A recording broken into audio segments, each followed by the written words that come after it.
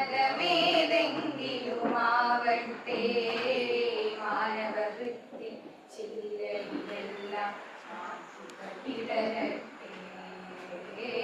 മനസ്സു നന്നാവട്ടെ മതമേതെങ്കിലുമാവട്ടെ മാനവവൃത്തി ചില്ലയിലെല്ലാം മാറ്റുകൾ വിടരട്ടെ. മനസ്സു നന്നാവട്ടെ സൗഹൃദ സിദ്ധികൾ പൂത്താൽ സൗവർണാഭ പരന്നാൽ. സൗഹൃദ സിദ്ധികൾ പൂത്താൽ സൗവർണാഭ പരന്നാൽ. സുരഭില ജീവിത മാധുരി വിശ്വം സമസ്തമരുളുകയല്ലോ.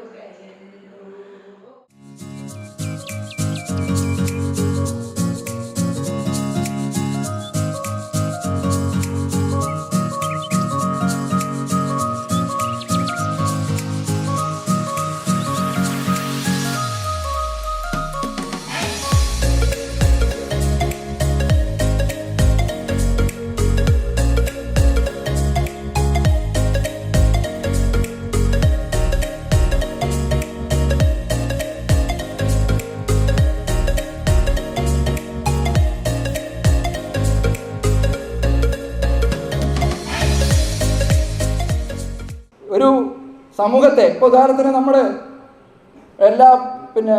ഏറ്റവും വലിയ സാമൂഹ്യ വിപത്ത് ലഹരിയാണെന്ന് പറയുന്നതിന് കാരണം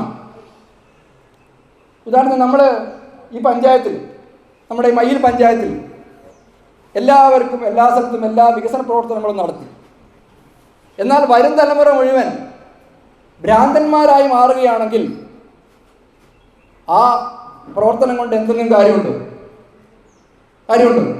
നമ്മുടെ വീട്ടിൽ എല്ലാവർക്കും നമ്മളെല്ലാ സമ്പാദ്യവും നടത്തുന്നു, നമ്മുടെ പ്രവർത്തനത്തിൻ്റെ എല്ലാ സമയവും നമ്മുടെ കുട്ടികളുടെയും രക്ഷിതാക്കളുടെയും നന്മയ്ക്ക് വേണ്ടി പ്രവർത്തിക്കുന്നു, നമ്മളങ്ങനെ ആഗ്രഹിക്കുന്നു.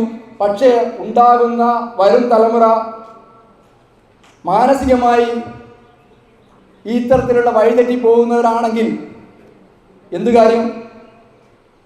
അപ്പോൾ നമ്മുടെ സമൂഹത്തെ ഏറ്റവും നല്ല രീതിയിൽ സംരക്ഷിക്കണമെങ്കിൽ ലഹരിക്കെതിരെയുള്ള ഒരു പ്രവർത്തനം നടത്തിയേ പറ്റൂ. അപ്പോൾ ആ ലഹരിക്കെതിരെയുള്ള പ്രവർത്തനം നടത്തുന്ന എല്ലാ വികസന പ്രവർത്തനങ്ങളും നിഷ്ഫലമാവും. എല്ലാ പുരോഗമന പ്രസ്ഥാനങ്ങളുടെ എല്ലാ പ്രവർത്തനങ്ങളും നിഷ്ഫലമായി പോകും എന്നുള്ളത് കൊണ്ടാണ് മഹാത്മാഗാന്ധി അന്ന് തന്നെ ദേശീയ പ്രസ്ഥാനത്തിൻ്റെ ഭാഗമായിക്കൊണ്ട് ലഹരി വിരുദ്ധ പ്രസ്ഥാനവും തുടക്കമിട്ടത്. അതേപോലെ തന്നെയാണ് ഇപ്പോഴും നമ്മൾ ചിന്തിക്കുന്നത്. നമ്മുടെ സമൂഹത്തിൽ, നമ്മുടെ കേരളത്തിൽ പ്രത്യേകിച്ച് യുവതലമുറയുടെ ലഹരി വസ്തുക്കളുടെ ഉപഭോഗം വല്ലാതെ കൂടുന്നു എന്നുള്ളതിൻ്റെ തിരിച്ചറിവിൻ്റെ അടിസ്ഥാനത്തിലാണ് കേരള ലഹരി വിരുദ്ധ മിഷൻ്റെ ഭാഗമായിക്കൊണ്ട് സർക്കാർ അതിന് രൂപം നൽകുകയും ഇത്തരത്തിലുള്ള പ്രവർത്തനങ്ങൾ നടത്തി വരികയും ചെയ്യും.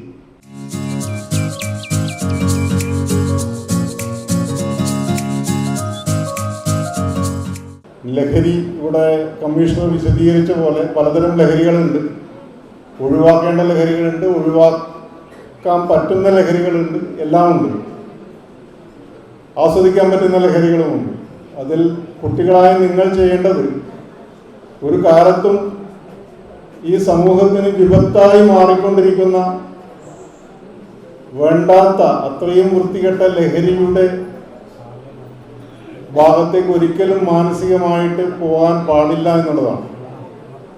കാരണം അത് നമ്മുടെ ജീവിതത്തിൻ്റെ ഏറിയ പങ്കും നമ്മൾ സമൂഹത്തിന് തന്നെ ഒരു ഇതായി മാറിപ്പോകും. ഏറിയ പങ്കും നമ്മളെ ജീവിതം എന്ന് പറഞ്ഞാൽ ജീവിച്ചു തീർക്കാനുള്ളതാണ്. അത് ഇതുപോലെയുള്ള വൃത്തികെട്ട സ്വഭാവത്തിന് അടിമപ്പെട്ട് കഴിഞ്ഞാൽ അത് നമ്മുടെ കുടുംബത്തെയും നമ്മുടെ അച്ഛനമ്മമാരെയും എല്ലാവരെയും, നമ്മൾ പത്രത്തിലൊക്കെ വായിക്കുന്നില്ലേ, പല ലഹരി അടിമകളായ ആൾക്കാർ കാട്ടിക്കൂട്ടുന്ന വിക്രിയകൾ.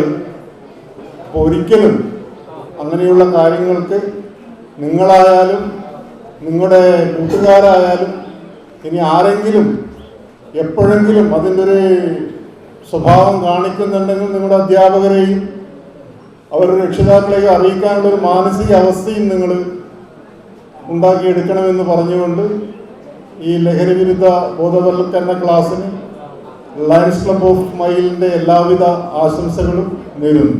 അപ്പോൾ നമ്മളൊക്കെ പഠിക്കുന്ന കാലത്ത് ഒരു ചെറിയൊരു അറിവ് നേടണമെങ്കിൽ നമ്മുടെ അധ്യാപകരോട് പോയി ചോദിക്കണം, മാഷോട് പോയി ചോദിച്ച് അല്ലെങ്കിൽ ഏതെങ്കിലും പിന്നെ റിട്ടയറായ മാഷന്മാരോടൊക്കെ ചോദിച്ച് മനസ്സിലാക്കണമായിരുന്നു.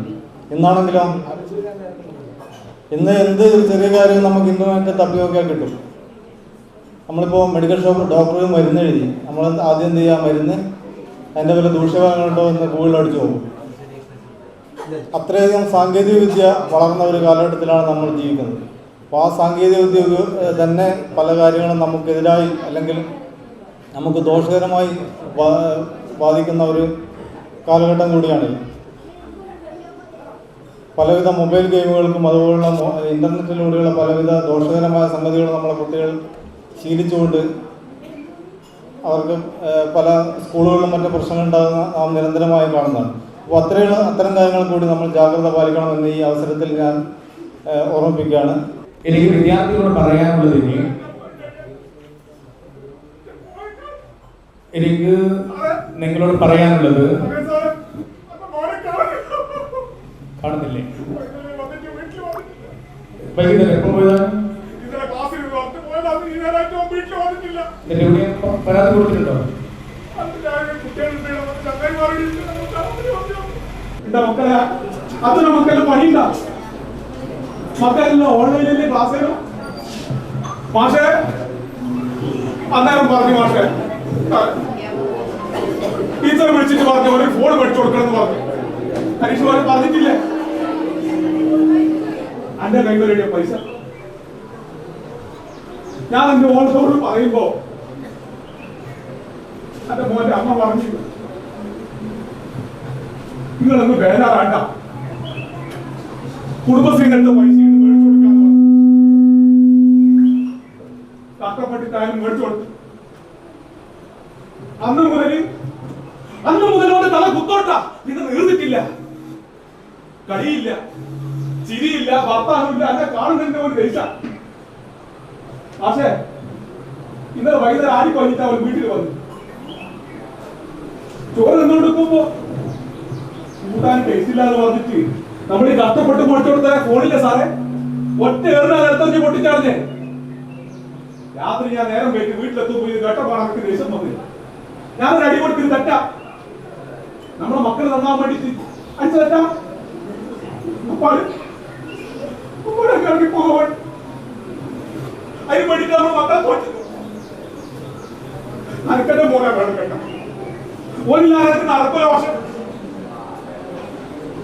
ഓള് കുറെ സാർ പറയുന്നത് ചെക്കന്റെ പോക്ക് ശരിയില്ല, ചെക്കന്റെ കൂട്ടുകെട്ട് ശരിയില്ല, ഇങ്ങളൊന്ന് പറയണമെന്ന് പറഞ്ഞു.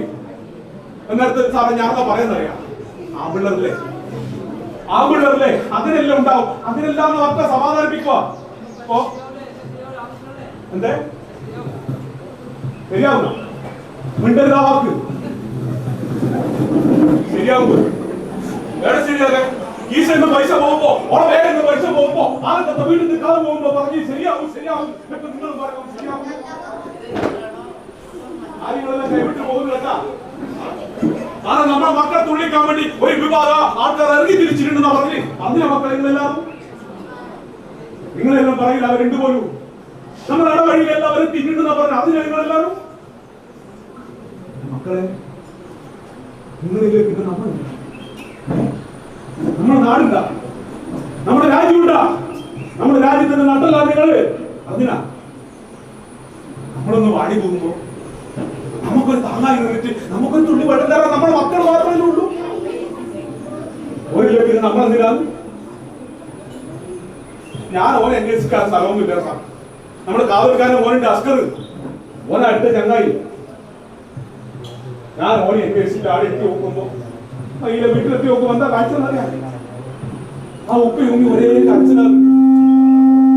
ഞാൻ എന്നാ അവരോട് പറയട്ടെ, പക്ഷേ ആ വീട്ടിന്റെ മോനായിട്ട് മാഷെ എനിക്കൊരു സാധനം കിട്ടിയ എന്റെ മോനെ ബാഗ് ഇത് മാത്രമേ എനിക്ക് കിട്ടിയിട്ടുള്ളൂ.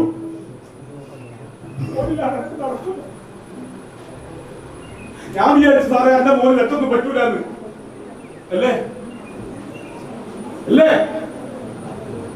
നിങ്ങൾ എല്ലാ അച്ഛനും അമ്മ വിചാരിക്കുന്നത് നമ്മുടെ മക്കൾക്ക് തെറ്റൊന്നും പറ്റൂലെന്നാണ് അല്ലേ? അങ്ങനെയല്ലേ വിചാരിക്കുന്നത്? എന്നിട്ടാണ് എല്ലാവരും പഠിച്ചോണ്ട് സാറിന് അറിയില്ല നമ്മളെ പിഴക്കാര് നാമാട്ടെ ഓർക്കൊറ്റ മോനല്ലേന്നാ ഒരു എഞ്ചിനീയർ ഫസ്റ്റ് ക്ലാസ് പാസ്സായിട്ട് ഏതോ ഹോസ്റ്റലിൽ നിന്നിട്ട് പോലെ പഠിച്ചു ആണെന്ന് എന്തോ പിള്ളേരെന്തോ പൊട്ടുന്നാ പറയുന്നു, എന്തോ കുത്തി വെക്കോ എന്തോ ചെയ്തെന്നല്ല പറയുന്നത്. അന്നേരം പോലെ പിന്നാതനാ അട്ടപ്പിന്നാതെ നമ്മളെ മക്കൾ എന്തെങ്കിലും തെറ്റിയതായിരിക്കും സഹിക്കാൻ പറ്റും. സഹിക്കാൻ പറ്റുമോ? നിങ്ങളെ അച്ഛനും നമുക്ക് സഹിക്കാൻ പറ്റുമോ? നാണക്കേടും മാനക്കേടും വിചാരിച്ചു പോലെ ഞങ്ങൾ കൂട്ടിയിട്ട് പറഞ്ഞു റൂമിലിട്ട് ഞങ്ങൾ കൂട്ടി. അത് വലിയ ഒച്ചപ്പാട് എന്നാ പറയുന്നത്. പിറ്റേന്ന് രാവിലെ വന്ന് അമ്മ എവിടെ ചായ കൊടുക്കാൻ വേണ്ടി വാതിൽ മാതി പൊളിച്ച് കണ്ണും തുറച്ച് ഒരു തുണിയില്ലാതെ ചോര ഒലിപ്പിച്ച് മരിച്ചു കിടക്കുന്ന കാഴ്ചയാണ്. അന്നേരം അമ്മ എണീച്ചിട്ടില്ല. ഈ കാര്യം ഞാൻ തീരുമാനിച്ചിട്ടുണ്ട് സാറേ. എന്റെ മോനെ എന്താണ് കണ്ടത്? എന്റെ മോനെ ഞാൻ എന്തായാലും കണ്ടെത്തും. ഓനെ ഞാൻ ജീവിതത്തിലേക്ക് തിരിച്ചു കൊണ്ടുവരികയും ചെയ്യും. പക്ഷേ നിങ്ങളെല്ലാവരും ഇല്ലാണ്ടാക്കും. നമ്മൾ നാട് ഇല്ലാണ്ടാക്കുന്നു. നമുക്ക് വിടാൻ പറ്റും മക്കളെ? വിടാൻ പറ്റുക? നിങ്ങളെല്ലാവരും എന്റെ കൂടി ഉണ്ടാവില്ലേ? നിങ്ങളെല്ലാവരും ഉണ്ടെങ്കിലേ നമുക്ക് അതെല്ലാം നാട്ടിൽ ഓടിക്കാൻ പറ്റും കേട്ടോ. ഈ ഉള്ള എന്റെ ജമ്മൂല സാറേ, ഇനി ഇവർക്കെല്ലാം ഒരു കാവലാളായിട്ട് ഞാൻ ഉണ്ടാവും കേട്ടാ. പക്ഷേ ഒരു കണക്ക് നടക്കൂല.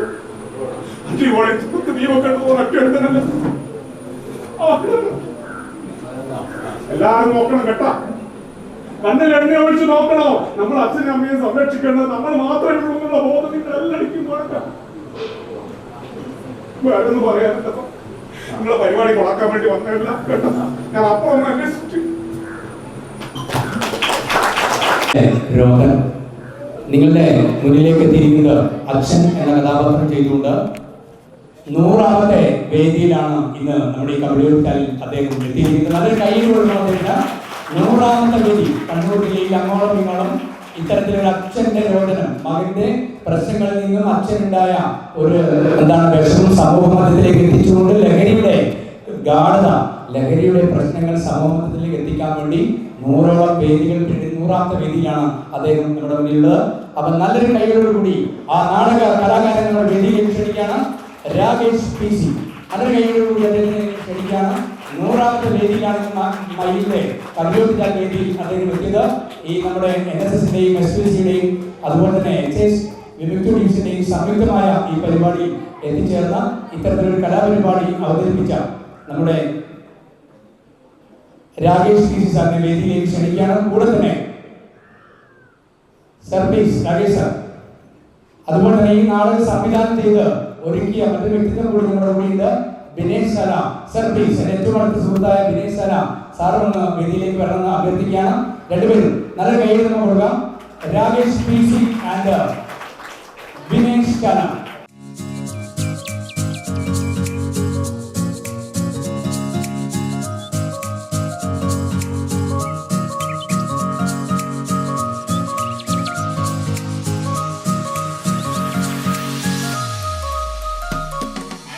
ബഹുമാനപ്പെട്ട അസിസ്റ്റന്റ് എക്സൈസ് കമ്മീഷണർ വിമുക്തിയുമായി ബന്ധപ്പെട്ട്, എക്സൈസുമായി ബന്ധപ്പെട്ട്, ലഹരിയുമായി ബന്ധപ്പെട്ട്, നിയമ സംവിധാനവുമായി ബന്ധപ്പെട്ട് നിങ്ങളോട് സംവദിച്ചു കഴിഞ്ഞിട്ടുണ്ട്. അതിന്റെ കാര്യപ്രസക്തമായ എല്ലാ കാര്യങ്ങളും നിങ്ങളുടെ മനസ്സിന്റെ ഉള്ളിലേക്ക് കോരിയിടാൻ നിങ്ങൾക്ക് സാധിക്കണം. എന്റെ മുന്നിലിരിക്കുന്ന നിങ്ങൾ എല്ലാവരും 20 വയസ്സിന് ചുവടെയുള്ളവരാണ്, വിദ്യാർത്ഥികളായ നിങ്ങൾ എല്ലാവരും. എന്റെ മുന്നിലിരിക്കുന്ന നിങ്ങൾ എല്ലാവരും ഞാൻ മനസ്സിലാക്കുന്നു 12 വയസ്സിൽ മേൽപോട്ടുള്ളവരാണ്. നിങ്ങൾ എല്ലാവരും കൗമാര തുടിപ്പുള്ളവരാണെന്നാണ് ഞാൻ പറഞ്ഞതിന്റെ അർത്ഥം. കൗമാര കാലഘട്ടം, പ്രതിസന്ധികൾ നിറയുന്ന കാലഘട്ടം, ദീർഘവീക്ഷണമില്ലാത്ത കാലഘട്ടം, പരീക്ഷണത്തോട് താല്പര്യമുള്ള കാലഘട്ടം, എടുത്തുചാട്ടമുള്ള ഈ കാലഘട്ടത്തെ അതിസമർത്ഥമായി തരണം ചെയ്യാൻ സംസ്ഥാന സർക്കാരിന്റെ ലഹരി വർജന മിഷനായ വിമുക്തി ഇന്ന് കേരളത്തിലെ എല്ലാ വിദ്യാലയങ്ങളിലും, ഇന്ന് കേരളത്തിലെ എല്ലാ കോളേജുകളിലും വിമുക്തി ക്ലബുകളിലൂടെ ശ്രദ്ധ നേർക്കൂട്ടം ക്ലബ്ബുകളിലൂടെ നേരിന്റെ വഴിയിലേക്ക് യുവതയെ വാർത്തെടുക്കുന്നതിനുള്ള ശ്ലാഘനീയമായ പ്രവർത്തനം കാഴ്ചവെച്ചു വരികയാണ്. കൗമാര കാലഘട്ടത്തിന്റെ ഊർജ്ജം യഥാവധി കൃത്യമായിട്ട് ഉപയോഗിക്കുകയാണെങ്കിൽ കരുത്തുറ്റ കൗമാരം കരുത്തുറ്റ വ്യക്തിത്വത്തിന്റെ ഉടമകളായിട്ട് മാറും. ഈ രാജ്യത്തിന്റെ നാളത്തെ ചാലക ശക്തി ഇന്ത്യൻ യുവത്വത്തിന്റെ പ്രസരിപ്പാ നിങ്ങൾ കണ്ണിലേക്ക് നോക്കുമ്പോൾ സൂര്യന്റെ പ്രഭയെ പോലെ വിട്ടുതിളങ്ങുന്ന വെളിച്ചം കാണണം. ലഹരിക്കെതിരെ അല്ല പോരാട്ടം, ലഹരി പദാർത്ഥങ്ങൾക്കെതിരെയാണ്. പഠനമെന്ന സുന്ദരമായ ലഹരിയുണ്ട്, അറിവെന്ന സുന്ദരമായ ലഹരിയുണ്ട്, തിരിച്ചറിവെന്ന സുന്ദരമായ ലഹരിയുണ്ട്. മാതൃത്വം പിതൃത്വം ഹൃദയത്തോട് ചേർത്ത് വെക്കുന്ന അതിസുന്ദരമായ ലഹരിയുണ്ട്. ലഹരി എന്ന പദത്തെ തെറ്റിദ്ധരിക്കണ്ട.